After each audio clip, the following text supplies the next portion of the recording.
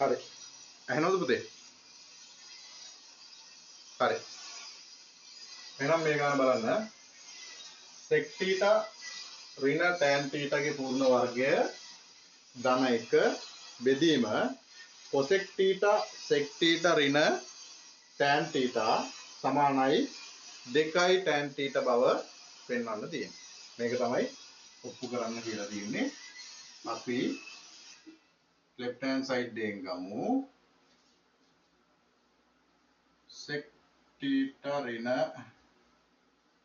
tan θ ගේ පූර්ණ වර්ගය ධන 1 බෙදීම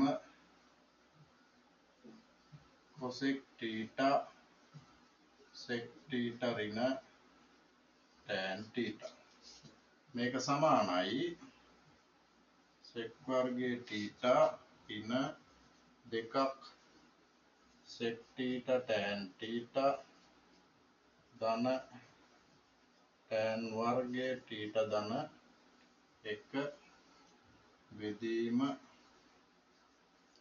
cosec θ sec θ ඍණ tan θ මේක සමානයි. හරිද? තේරුණාද? ලියාගත්තද? ලියාගන්න. තේරුණ නැත්නම් අහන්න. හරිනේ? ලියාගන්න. හරි. මේක මෙතනින් එනවා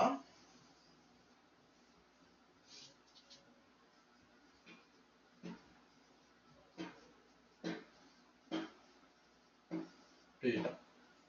මේක එන්නේ මොකෙන්ද කියලා දන්නව නේද?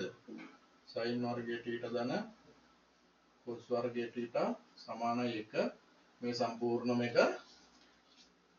cos වර්ගයේ θ ගෙන් බෙදුවම ඕක අපි කලින් අපෝහණය කරලා පෙන්නලා තියෙනවා. එහෙනම් මෙතන සමානයි 2ක් sec වර්ගයේ θ ඍණ 2ක් sec θ tan θ බෙදීම cosec θ sec θ ඍණ tan θ.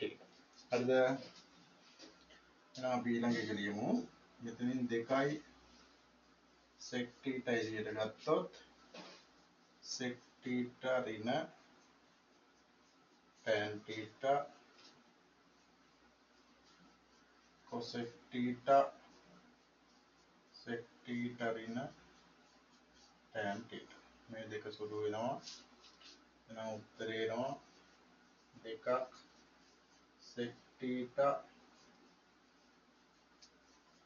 සමානයි 2ක් tan θ සමානයි RHS.